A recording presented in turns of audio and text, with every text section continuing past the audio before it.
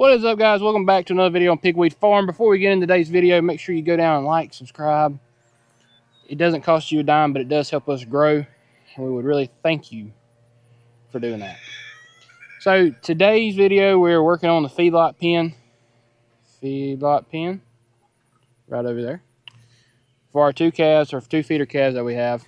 Yesterday I came out here and I buried four 4x4 posts in the ground so that we can hang our big 16-foot gates up.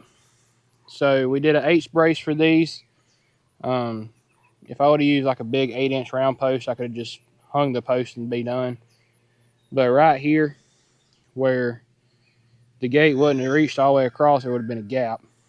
I didn't want that gap, so I was like, well, heck, we just use H braces and be done with it, and it'll help the gate stand a lot longer.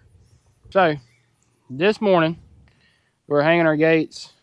When I put these posts in the ground yesterday, I ended up putting like 140 pounds of concrete, no, 120 pounds of concrete around these posts. And I dug them extra deep this time. I think we end up between 38, 39, and 40-something inches, 44 inches deep. So they're not all the same depth, but here, once you dig, depending on where you dig, once you dig down a certain, like this post was 44. I was aiming for 48 inches, but this post went 44. That was where I hit a real hard clay bottom and the auger wouldn't dig no deeper. And the same with the rest of them. We're gonna come through and cut these tops off of these. So, but guys, we're gonna get posts in the ground today. We're doing it right this time. I learned my lesson when I buried these other posts. When I built the barn, 2 or 3 years ago. And when I put all these posts in the ground, you can see they're kind of wavy. I need to go through and just chop them all where the panel is. But when I put those in the ground, I only went the depth of the auger, which is like only 30 inches. And I only put half a bag of Quikrete in the hole. Well, over time of the bulls hitting them and cows hitting them, they just knocks them loose. So we made sure we did it right this time, so we wouldn't have to worry about that no more. But let's get to hanging gates this morning. We gotta get this done this morning. My wife's on me about getting it done. So we're gonna set y'all up here and get some cool shots.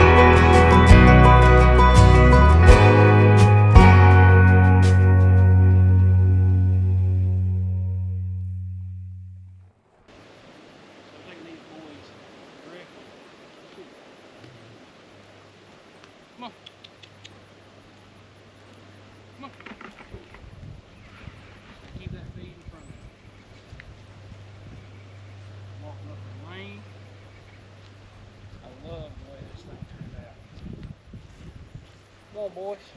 New home coming. Hey. Right there where the new construction is. Come on. Oh, oh. Got sidetracked. Come on, boys. Alright guys, we are finally done with the feedlot. We're done with the feedlot. So we got them in here, old tick and tack. We got our gates up, both gates. And let me tell y'all something. This right here works out amazing. The simple fact that I measured correctly and by the luck of the draw, got it right. These gates, they just fold to me perfectly. They fold back up. Now, one thing I didn't account for is nothing here is square. Nothing on this farm, I don't believe, is square, besides a couple corner posts. So, I don't know if y'all can see. This goes at a slight increase out. So, when you open this gate, let's see here. Are you kidding me? Hold on, guys. Y'all are going to have to help me get on tomorrow. You're probably, oh, dog. You're probably asking yourself why. We almost had some residents escape. Old Tack right there. He was looking at it. He knew what was going on. He knew it.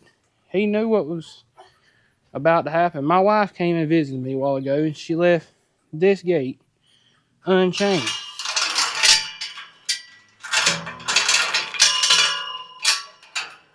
And we almost had another Bruce escape.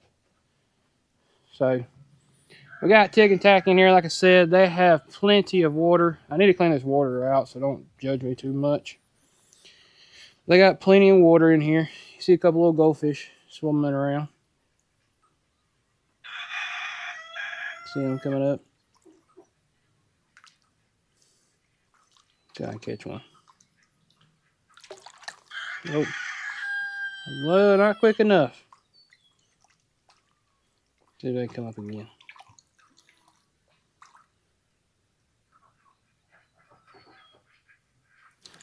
Nope. Not fast enough, guys. Not fast enough. They got plenty of water. They're good to go. Plenty of shade. All this under the barn is shaded. Even in the afternoons, this piece is shaded also. They got a little bit of green grass in here to eat on. But this kind of goes along with what I'm trying to do in the future, which is get into regenerative grazing. So just rotational grazing and everything. So as of right now, just in the yard, we have 1, 2, 3, 5 pens. And they're not big. Like, I wouldn't sit here and put 5 or 6 mama cows in here. But for these guys right here to be able just to come in here and eat, I leave them in. Well, I'm hoping I can leave them in here till they're ready to go. But if we got into sheep or got some more that we wanted to rotational graze, leave them in here for a little while, move them to this pasture over here, then move them to the lane, and then move them to this one and move them to that one. So there's plenty of grazing opportunities here, not to mention our big 5-acre field. So guys, I'm about to show y'all my mess up. How did I mess this up? Alright, so we got this one. It opens. Y'all ain't looking. It opens this way. It opens easy both ways, to be honest with you, man. I got my math right on that one. But where I screwed up is right here. It catches on the panel. So you have to, it's like one of those things that have in the catch pins. You swing them around the cows and they click, click, click, click, click, keeps the panel from coming back at them. Yeah. So we got to fix that. Probably just take that one panel and put it on the opposite side of the 4x4s, and it'll open and close great at that point. But guys, we hope y'all enjoyed this week's video. Hope it turned out good. And because I am bad about getting to working on something, and the last thing I think about is a camera, but I need to get better at it.